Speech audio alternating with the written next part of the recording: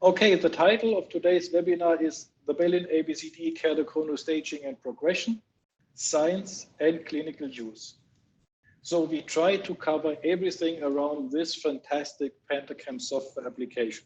So Professor Bailey, Michael, I like to hand over to you now. I'm making you the presenter, and we are all interested hearing and seeing your presentation. So you may want to share your presentation. Okay. Everyone can see this, correct, Jorg? Yes, we can see. Very good. So I'm going to start. I'd just like to welcome everyone. Good morning, good afternoon, good evening, depending where everyone is. As Jorg already mentioned, it's early morning for me, and as he said, I do have to leave precisely in an hour because it is a work day for me. So what we're going to be discussing today are the clinical applications of the ABCD progression display. And we're going to start off with a lot of background information, because in order to understand the progression display, you really need to understand what went into it and some of the earlier maps. And for some people, this may be redundant, but I think it's very important to go over the background information. And some of you have heard me talk before and have seen this slide. And obviously, none of you are using any of the things that you see on this slide. These are all outdated, 50-plus-year-old devices. So the real question is, if you're not using any of these, why are people still using AMSA-CRUMAC? Even today, you go to meetings, you read papers, and you still hear people discuss AMSA-CRUMAC classification. And this is probably why. It's simple, but it's wrong. And you can see here on the little comic, most people will take the easy way out, even though it's not correct. If we look at the rest of medicine, this is a slide from a number of years ago. I looked at our oncologists and how they stage disease. And I looked at breast cancer. And breast cancer, and this may even, right now, it's probably a couple of years old. They may even have a more detailed staging system. They have something called a TNM staging system. The letter T is followed by a number of 1 to 4. It describes the tumor size and the spread. N is followed by a number from 1 to 3 that indicates whether the cancer has spread to lymph nodes. And M is followed by a 0, 1, indicates whether the cancer has spread to distant organs. And they use a number of different imaging modalities to stage cancer. No one would do treatments nowadays based on a cancer staging that was developed in 1940. They would kind of laugh you off the stage. But AMSA-CRUMAC was developed using a keratometer and an optical pachymeter. My guess is none of you have even seen an optical pachymeter. So let's look at this example here. This is an anterior sagittal curvature map. And would you do surgery on this patient? Well, if you look at the map, it looks very, very normal. It's almost a spherical map, very little cylinder. It looks completely normal. And if we look at the anterior surface indices, you can see here they are all completely normal.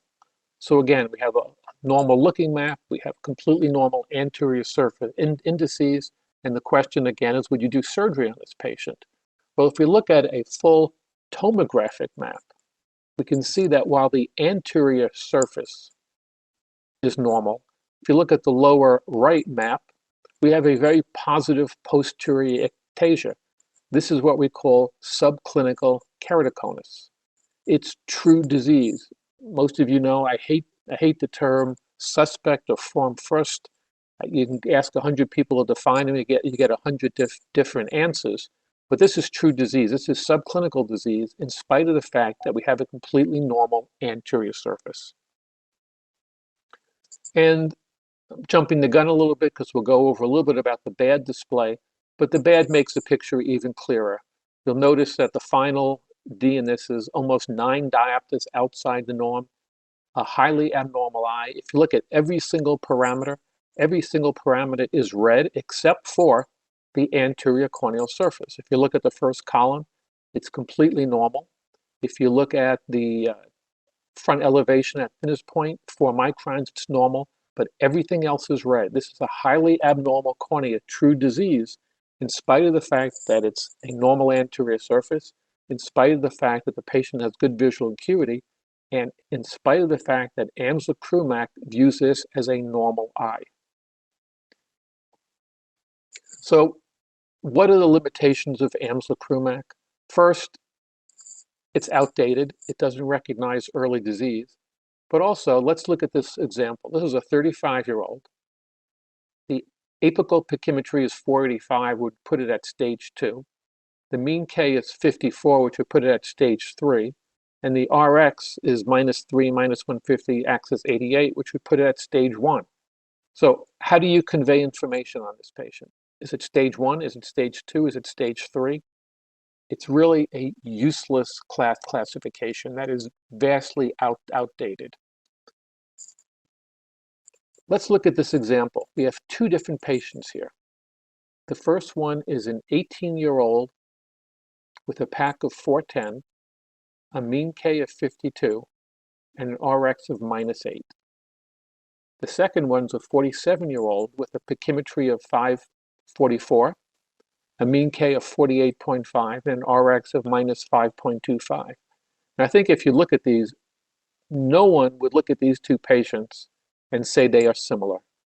One's young with advanced disease, the other one is, older 40s, relatively mild disease.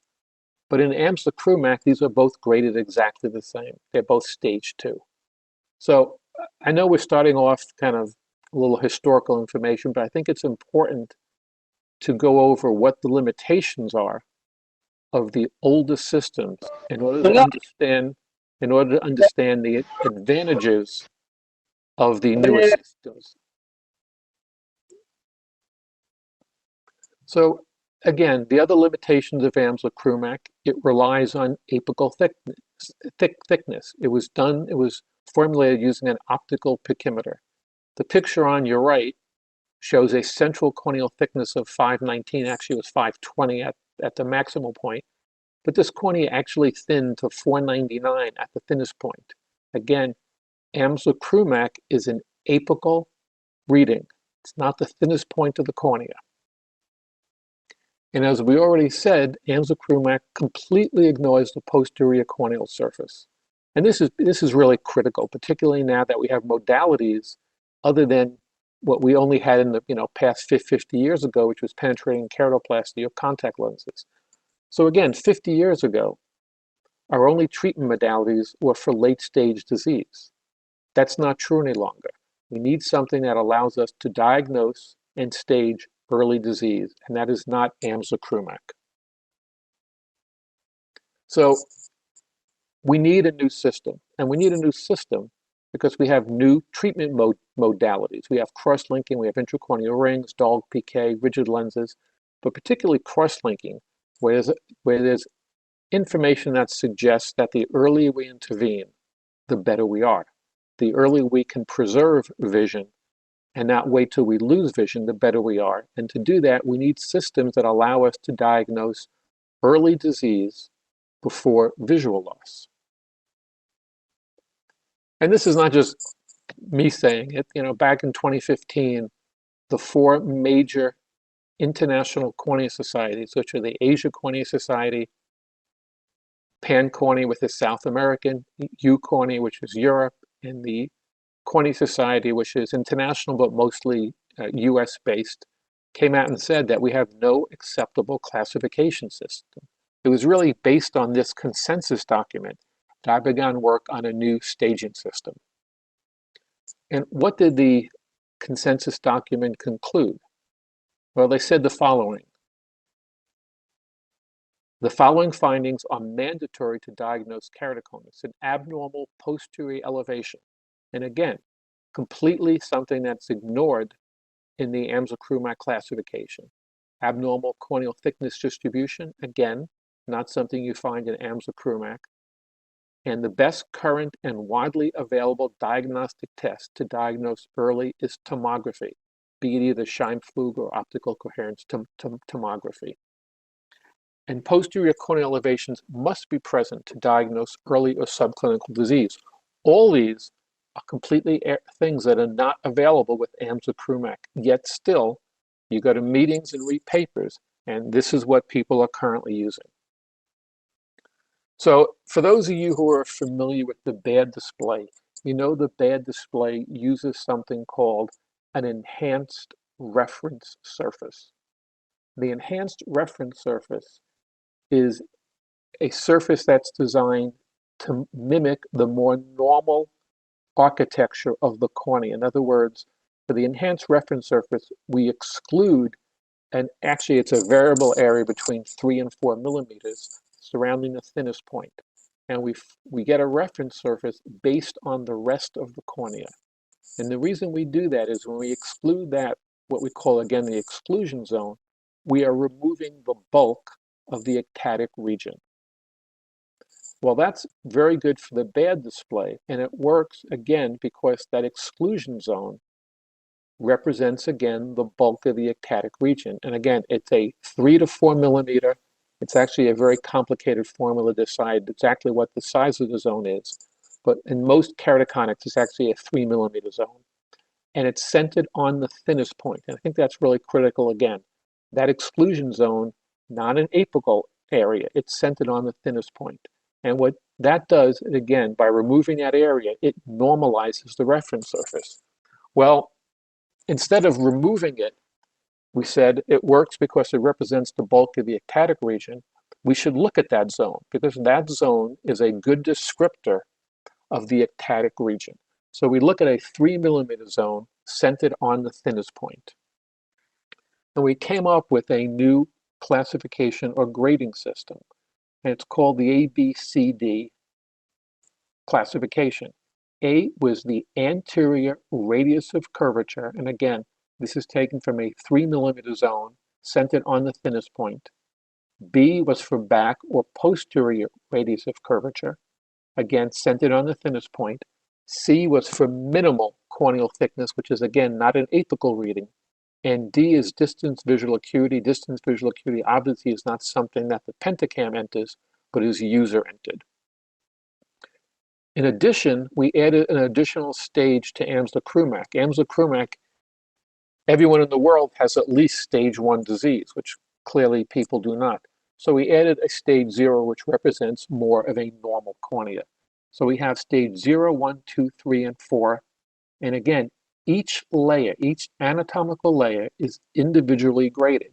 If you remember the example I gave you earlier, showing a normal anterior surface, but a highly abnormal posterior surface, with the ABCD classification, we again grade each anatomical layer separately. While this sounds confusing, it's actually done automatically by the machine. And currently, the staging or classification is part of the topometric keratoconus staging display. And it actually gives you a fair amount of information.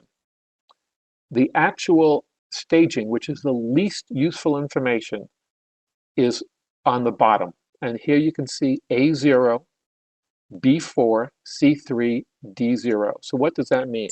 Well, it means the anterior surface, 0, is normal. This is a marked posterior ectasia, B4, moderately thin, C3, but again, because the anterior surface is normal, distance visual acuity is normal, D0. It's graphically shown on the upper right, but the most useful information, or the most precise information, is what you have on the left, which actually gives you the radius of curvature of 7.6 for the anterior surface, in that 3 millimeter zone, 4.82 for the posterior, thinnest pachymetry of 381, and a distance of 2020. Now you may say, why are we using radius of curvature as opposed to diopters, since diopters is kind of what most people are used for? Well, diopters are very intuitive for the anterior surface, but they actually are fairly non-intuitive or useless for the posterior corneal surface, because the posterior corneal surface is a low power minus lens, because again, as opposed to an air cornea interface, it's a cornea aqueous interface. So radius of curvature allows a better direct comparison between the anterior and posterior surface, where diopters really would not. So we're now going to go into some more background. And here we're going to go talk a little bit about the bad display. And the bad display, many of you are familiar with it. I believe it's at this point, it's probably the most commonly used refractive screening display. It again utilizes 9 different parameters in a regression analysis. It gives you an overall reading, which is a separation from normal. I think that's very important. The bad display is a refractive screening display. It's designed to separate normal from abnormal. So the question I always get is, well, if we already have the bad display, why do we need a progression display? Well, again, the bad or the Belin-Ambrosia enhanced ectasia display is designed specifically to separate normal from abnormal. It's very useful. It's actually for refractive screening. It's, as I said, I think by far the most commonly used display, but it's not specific for ectatic disease. It gives you a risk analysis for refractive surgery. If you have someone who comes into your office in early corneal decompensation, they will have an abnormal bad display. They're not great candidates for refractive surgery, but that doesn't mean they have ectatic disease. It's designed, again, to separate normal from abnormal. It can be used as one of the inclusion criteria for keratoconus studies, but then again, you have to look at the map to make sure it's specific for ectatic disease and not any other abnormalities. The final D shows deviation from normal, but not necessarily progression of disease. So I think that's really an important thing to realize. The Belin ABC, we'll be discussing later, was designed specifically to follow and document progression of disease. It's based on one-sided confidence intervals. So that's really the big difference between, or one of the differences between the bad display and the progression display. The progression display is one-sided confidence intervals. In other words, we use corneal thickness. We're only interested if the cornea further thins, while the bad display will show changes in any direction. In other words, if you come in with someone with a cornea of 700 on the bad display, that's highly abnormal. But again, the progression display is specific for ectatic progression. It allows for documenting progression in spite of a stable anterior surface or a stable Kmax, and evaluates each anatomical layer individually. I'll say this later, but let me say right from right now, one of the other advantages of the progression display is that you're able to go back and look at your older historical data. In other words, if you've had patients you've been following for a number of years, even prior to getting the new software, you can go back and analyze these patients. So you don't have to start from the time you have your new software. Your old data can be analyzed and incorporated into the progression display. So again, why a progression display? And again, this is an example of 3 different patients on the bad display. The one on your lower left is post-refractive. It's going to be obviously an abnormal bad display, and it should be. The patient already had refractive surgery. The one in the upper right is hyperopic LASIK, again, abnormal bad display. And the one on the lower right is what I kind of discussed earlier, someone with endothelial dysfunction, also a abnormal bad display, because again, all these eyes are not normal. It doesn't mean they're ectatic. So again, I want to stress the difference. The bad display is separating normal from abnormal, designed specifically for refractive screening. The progression display is disease specific and designed to follow ectatic disease. And again, I'm going to go back to that consensus document of 2015. In addition to their earlier statement that we had no classification system, the consensus document also stated that we had no way to follow patients. In other words, we had no way to monitor progression other than just looking at the anterior surface. But if you look at all the prior prior progression parameters, and if you look at this long list of progression parameters that people have written about, every single one of them, except for, I don't know if you can see my pointer or not, every single one except pachymetry are anterior surface parameters. None of them have been validated. And they're all just a mishmash of different parameters. But again, other than pachymetry, none of them are, they're all basically anterior surface parameters.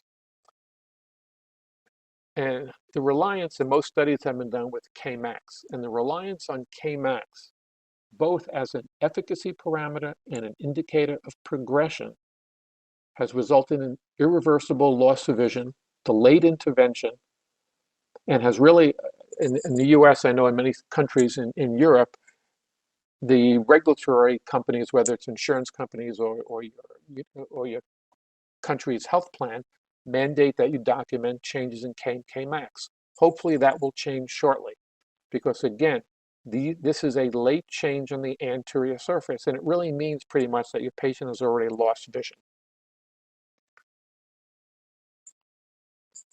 The ABC classification, again, is measured at the cone, at the thinnest point.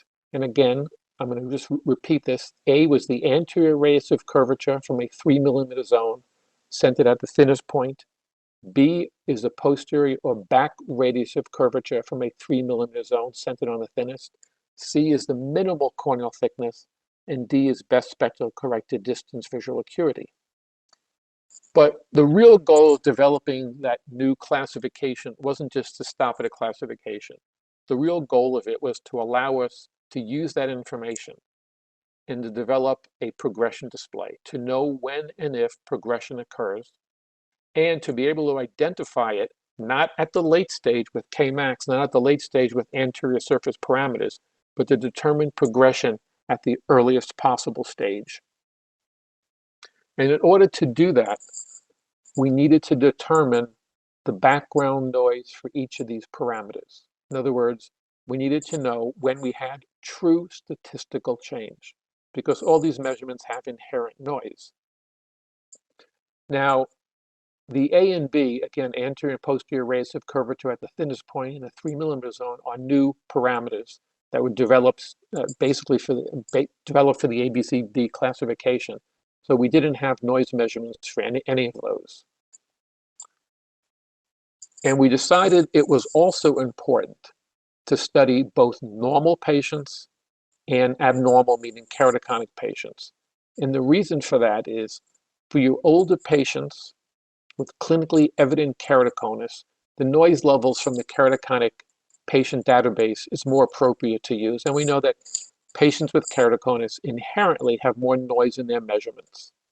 Additionally, your older patients are less likely to exhibit rapid change, and the risk of waiting is low. In other words, you can follow them. The younger patients, or those with very early or subclinical disease, probably mimic the noise level of a more normal population. Additionally, the younger patients are known to have more progressive disease. So there, the risk of waiting is higher. So again, we have noise levels based on two different populations. The normal population, which probably is more closely related to the early subclinical patient, and the established keratoconic patient. And if we look at the one-sided confidence intervals, you see exactly what we would anticipate. And red are the keratoconics, green are the normals, and what you will see is, again, what we anticipate, that the noise levels of the keratoconic patients are greater than those in the normal patients. And here we develop both a 95% confidence interval, one-sided tail, and an 80% one-sided tail confidence interval. And I'll show you later why, or I'll tell you later why we chose to use both the 80 and 95% confidence intervals. And this is the current progression display. So some of you, hopefully you all have the new software. The older software, which was version 1, was not nearly as visual as this. Again, the software updates, I believe, are supplied by OCULUS gratis, so you should all make sure you have the current software. I'm going to go over now the details of the display. There's a lot on the display that you may or may not ever really use, but it's important to know it's there. I want to start off by why we chose an 80 and 95% confidence intervals. Well, 95% confidence intervals is fairly typical in the medical literature. In other words, the 5% false positive rate. So that's a good comfort level. But 80%, if you have two parameters at the 80% level, that's effectively the same as a single parameter at the 95% level. If you actually, it equals about 96%. So we list both the 80% and 95% confidence intervals. Here you'll notice in red, and again, I'm not sure if my pointer comes through or not, but the solid line represents the 95% confidence interval. The dashed line represents the 80%.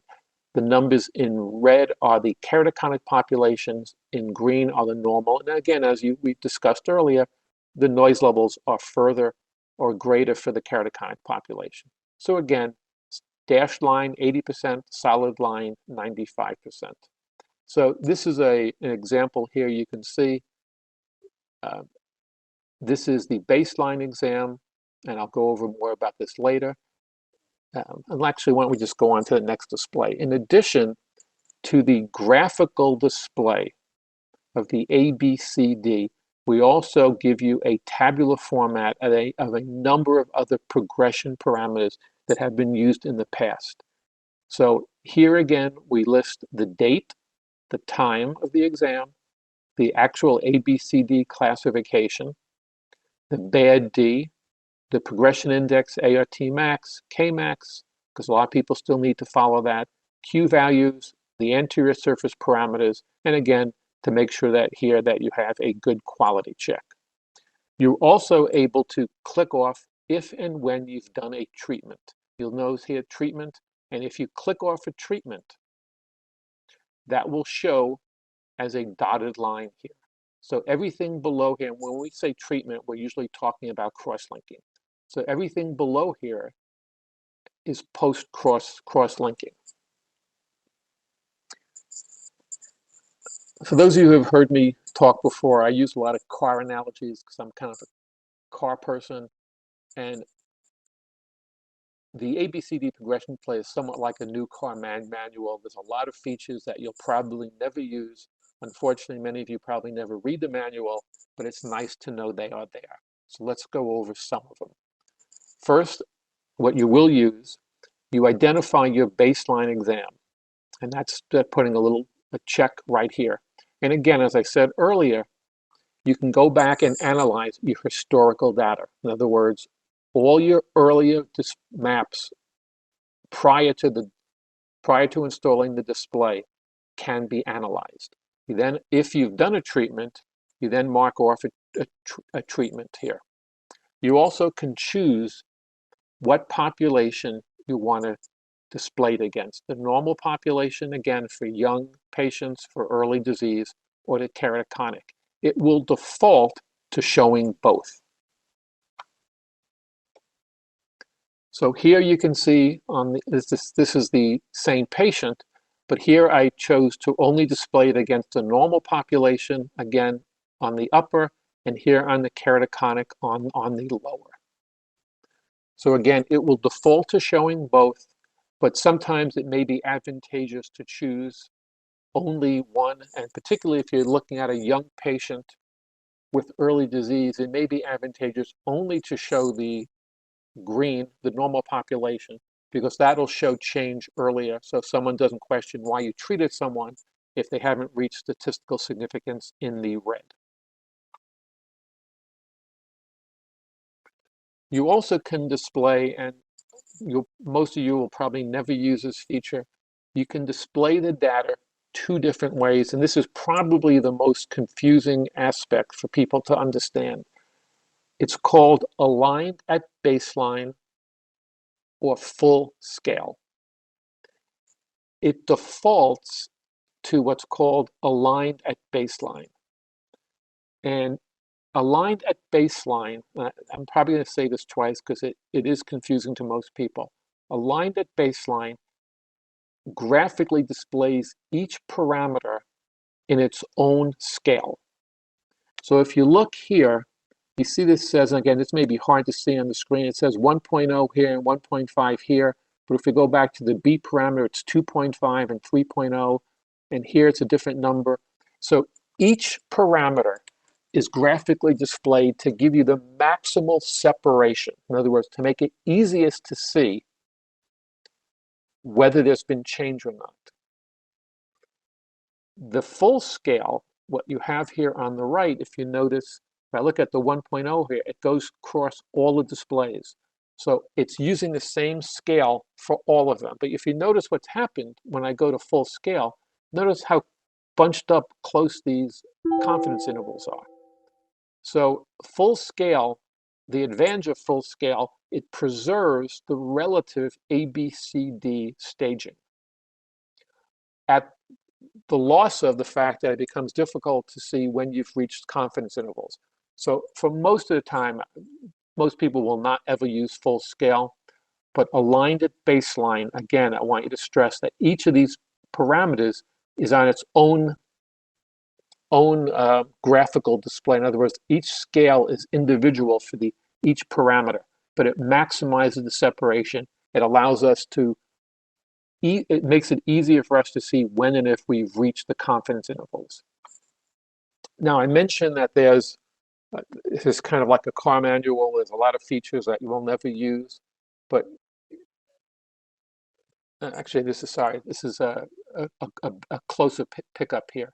So aligned at baseline is best for determining progression. It maximizes separation at the expense of losing the relative anatomical gradient. Here it becomes much easier because it's a much larger picture. You can see again, each anatomical gradient is at a different scale. And here, the full scale, you can see again, it's the same scale throughout, but notice how close these confidence intervals are. Now, for those who want to get fancy, there's a way to kind of combine the benefits of both. And on the lower part of the map, you have a ability to magnify any aspect of the map that you want. So here you can see you can make the magnification greater. Here you can return it to normal.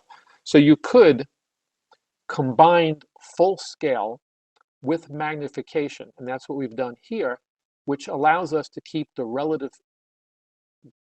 grading the same, but again, will magnify or increase the separation.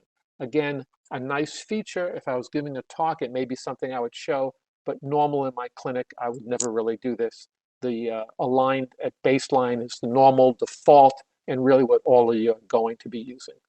So again, if I look at the full scale over here, you can see how close these are, but if I use the magnification feature, I can increase the separation. But again, aligned at baseline is the easiest to use and probably what you're going to be using 99% of the time. Another feature that is there that I don't think most of you will be using is a bilateral display. It's nice to be able to show both eyes at the same time, yet it's a lot of information that's crammed onto one page, and by doing that again, you lose some of the visual separation. So again, I normally don't recommend using a bilateral display.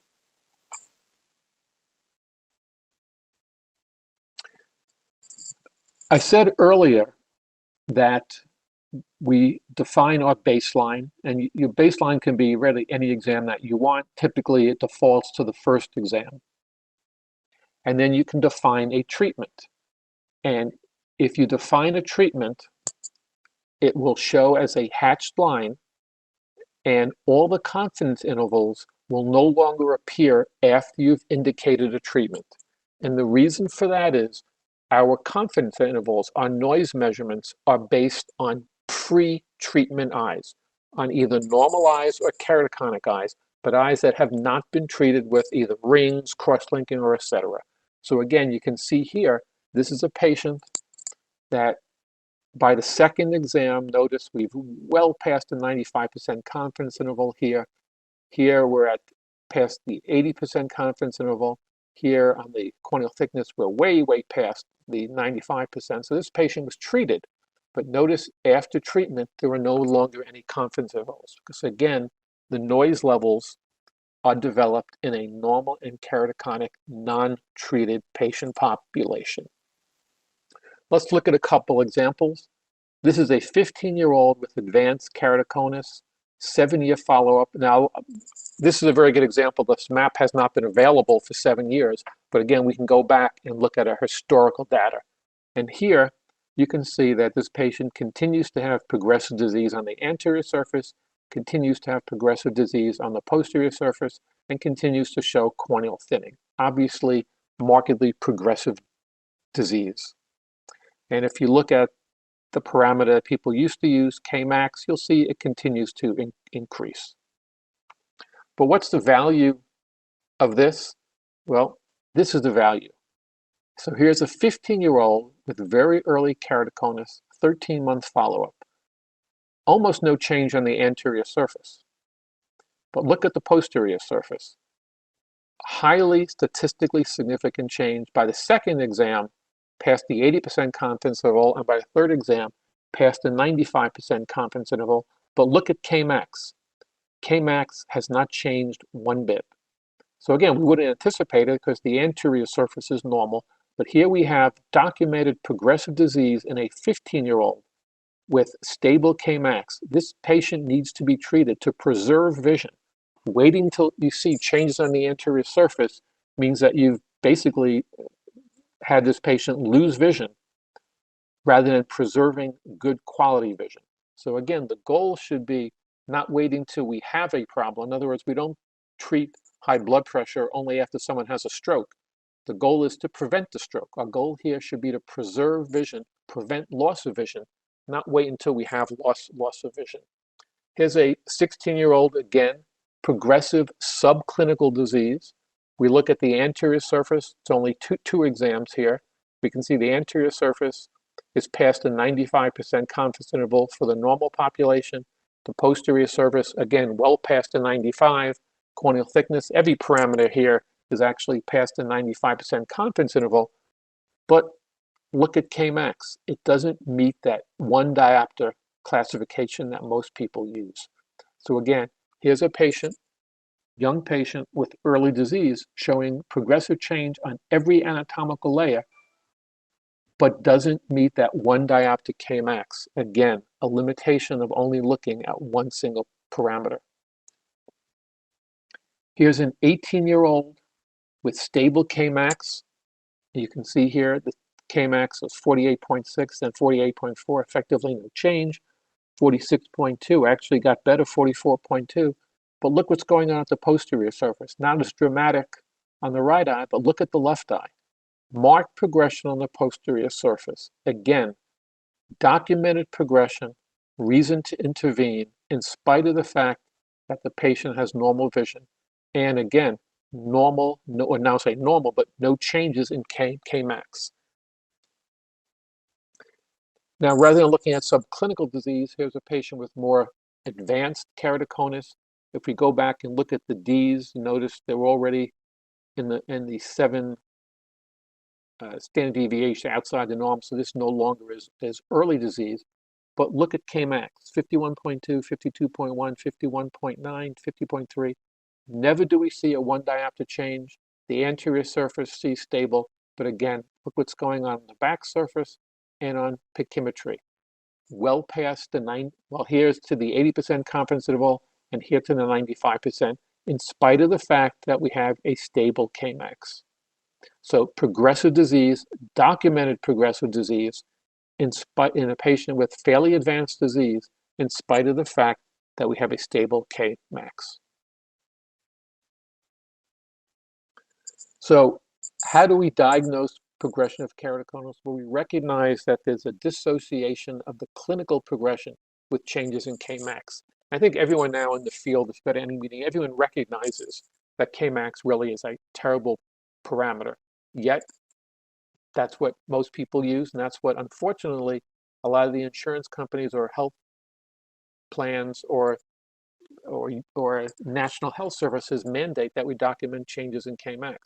I can tell you that there are a number of studies ongoing now that's been accepted that no longer utilize Kmax. I think people recognize it really is not the optimal parameter. We recognize that a tomographic-based classification system, one that recognizes all the anatomical layers. We now have a tomographic-based progression display that documents statistically significant change and looks at each anatomical layer. And as I already said, the progression display may be used on older historical files. You can go back and review past information with the new software. So if you've been following someone for a period of time, again, your older maps can be incorporated into this display. I think that's extremely important. So the last part, and what will be the next iteration of the progression display, we've always been asked, well, how do you define progression after cross-linking? And I already said that the progression parameters after cross-linking are really have been unknown. And currently, the confidence intervals, as you can see again, I've showed this map before, the confidence intervals are actually dropped once you've indicated you've done a treatment, because they were developed again on a non-treated patient population.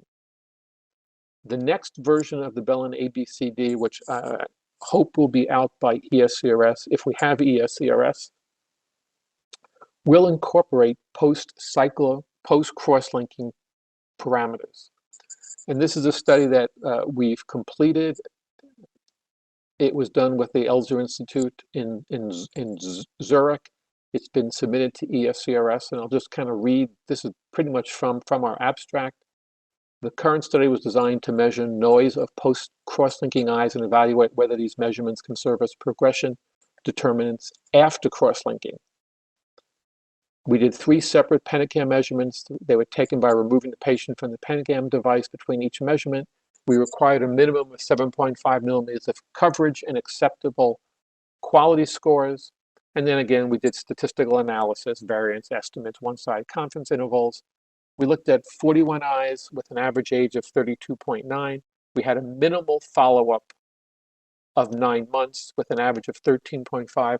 Most people recognize that really about 1 year after the vast majority of patients have stabilized, so we do know that some continue to change. The average D on these patients was 9.26 with a range of down to 1.12 up to almost 19.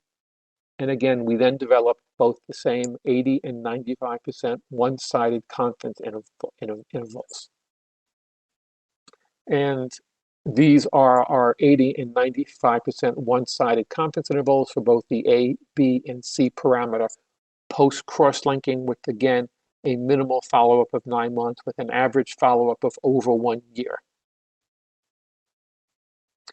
And this is a beta version or a mock-up of what the display will look like. The post-cross-linking will probably be shown in the color of blue.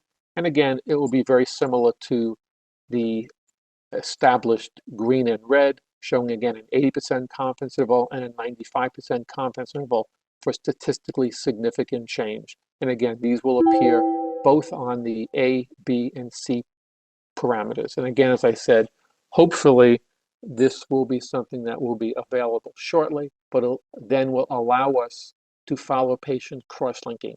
They will only appear on the exam that's 10 months or later. So if you notice here, these tails do not go all the way up to that first exam.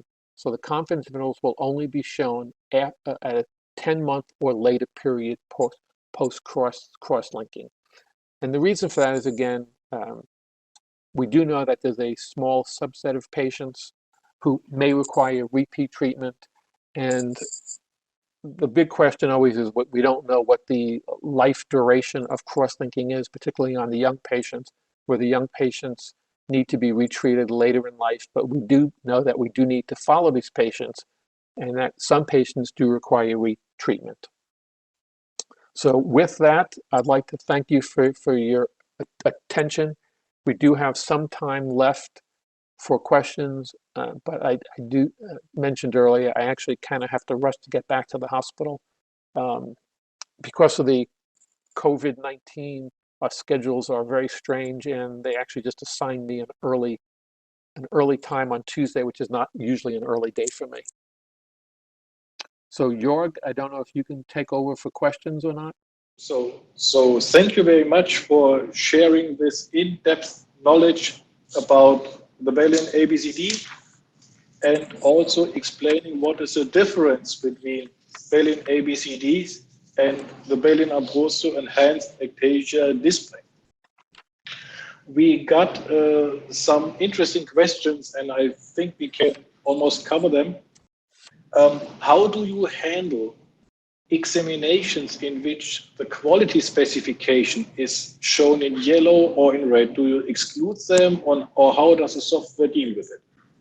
The progression display in Jorg, you can intervene if my answer technically is wrong from the software, but the machine actually searches for only the best quality exams. So if you have multiple exams on the same day, it will search for the one that actually gives the best quality score. It will not look at maps that don't meet its own internal quality. Exactly right.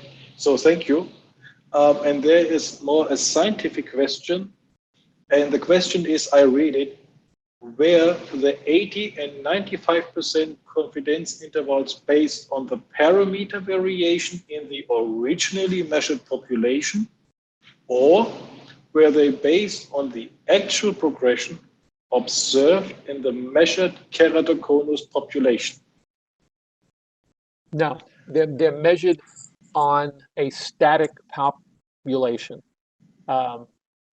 It kind of would be, and I would have to think of this a little bit more, but that second way you word it would be somewhat impossible, because to develop noise of progression and say I'm doing it on a population that's progressive is kind of, you have to make an assumption that they really are progressive. So the noise level is done on a static population. It's done to develop what the inherent noise level is of that single parameter. But again, we recognize that, and we do know that noise levels on any abnormal patients are greater than they would be in a normal population. For sure. Thank you. Another question is, and I think that's a question that is interesting to many, and they are looking for an answer. Would you advise treatment, for example, cross-linking based on just one parameter showing progression? Or if not, are you using any cutoff values, or what is your advice? What is your recommendation? So I'll give you a general guideline, and this is really very general. So I said earlier that one parameter at the 95% confidence interval, or two parameters at the 80. And the reason I say two at the 80 is, again, if you have 80% confidence interval, you have a 20% chance of a false positive, but for two of them, you would have 20% of 20%, which is 4%, which gives you a 96% confidence interval. I usually tell people I'm a little bit uncomfortable only looking at two, in other words, one exam passed. So I like to show a third exam. The one time when I'll say that may not be true is on the very young patient who we know they have very progressive disease. But in general, I like to see at least three exams. Again, one parameter at the 95, or at least two at the 80%. But a lot of this also depends on, if someone has a strong family history, I would be more aggressive. But those are general guidelines. And then another question results out of your answer. How would you ask patients to come back to the clinic to do follow-up exams? Is this with relation to age? Is this with relation to family history, to the parameters? Can you give us some more hints and explanation about this? Yeah, and again, that's clinical practice, but clearly, let's say someone came in, and again, some people will say, you have let's say we use a 15-year-old. Some people will say you have a 15-year-old that you diagnose a cataract disease on.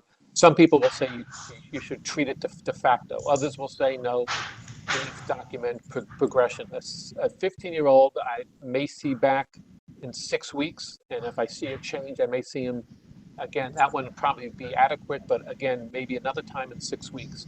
Someone in their 20s, I may go, the first exam, see him back in 2 months. But if someone came in with established disease, that historically has been relatively stable in, let's say, their 40s, I may not see them for 3 months, and then if 3 months is stable, 6 months, and if they're stable at 6 months, yearly. So it's what you normally do in your normal practice, even before the progression display. The younger patients need to be seen more frequently. The older, more established, you can spread out. We do know, that there are not an insignificant number of patients past the age of 35 or 40 who, however, continue to progress. Sure. Thank you, Michael. And a question, this is also related to progression, comes in and says, well, does the software treat different exams in time differently regarding progression? Means if the time between 2 exams was 2 weeks or 3 months, is there any difference, or is it the same? No, it doesn't change. No, it's showing you still just the 2 exams. It doesn't look at the interval of time between them. Perfect. And then a question came in asking, can we use the ABCD progression display to follow up ectasia after LASIK? Any information about this, Michael? Yes, that you can follow.